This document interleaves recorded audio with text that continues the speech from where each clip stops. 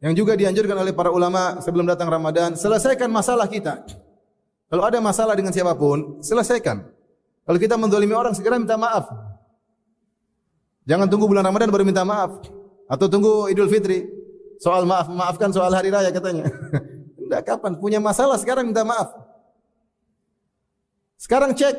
Sekarang ini antum lagi duduk di masjid ini, masjid Tazkiyah.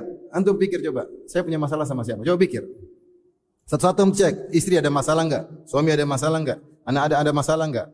Tante, paman, bibi, nenek, kakek, tetangga, coba renungkan. Pembantu, supir ada masalah enggak?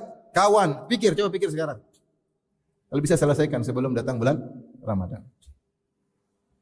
Karena terkadang kalau kita baca hadis-hadis mengerikan, Rasulullah SAW menyebut tentang Rasulullah SAW, salah satu la turfa'u lahum salatun fawqa ru'usihim shibran. 3 orang yang salatnya tidak diterima, tidak akan melewati kepalanya meskipun 1 jengkal, itu tidak akan naik ke Allah, tidak diterima. Di antaranya al-akhawani mutasariman, 2 orang saudara yang saling bertengkar. Sayang, kita bertengkar mau salat khawatir tidak diterima oleh Allah Subhanahu wa taala. Oleh karenanya, kalau kita punya masalah sekarang, selesaikan. Renungkan sekarang, saya punya masalah sama siapa. Perkaranya mudah. Orang Indonesia itu pemaaf. Saya sering bilang, orang Indonesia itu apa? Pemaaf. Jangan suudzon sama teman-teman kita, sama tante. Bismillah, kita datang bawa kue, insya Allah dia maafkan. Indonesia pemaaf enggak? Pemaaf. Kalau ada orang koruptor masuk penjara, keluar dipilih lagi, masih bisa. Kenapa? Karena memaafkan. Indonesia itu pemaaf. Indonesia pemaaf. Ini benar serius. Indonesia itu orangnya pemaaf.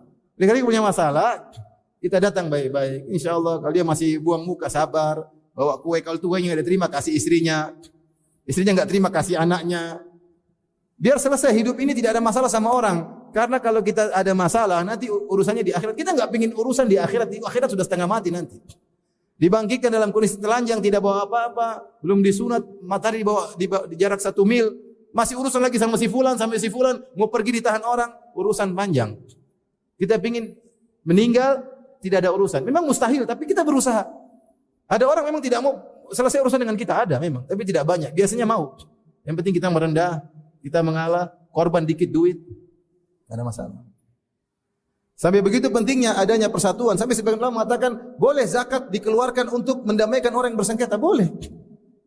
Saya punya teman orang Saudi, Syekh. Ada orang bertengkar berkelahi sampai kepalanya darah di Mekah. Dia ambil uang kasih suruh damai. Damai, dia keluarin duit. Dia tahu itu pahalanya besar karena mendamaikan orang yang bersengketa. Jangan kita yang bersengketa. Kita bisa damaikan orang, kita sendiri enggak bisa damai. Ini gimana? Oleh karenanya sekarang pikir, sekarang ini antum di Masjid Tazkiyah punya masalah sama siapa? Sama kakak punya masalah enggak? Bisa jadi. Sama adik punya masalah enggak? Bisa jadi. Bibi, asisten rumah tangga, mungkin ada masalah. Supir, mungkin ada masalah. Kalau bisa selesaikan. Selesaikan butuh tawadhu, butuh waktu, butuh pengorbanan. Keluarkan sedikit uang, beri hadiah. Orang Indonesia itu orangnya pemaaf. InsyaAllah ta'ala. Buktinya sudah banyak. Baik.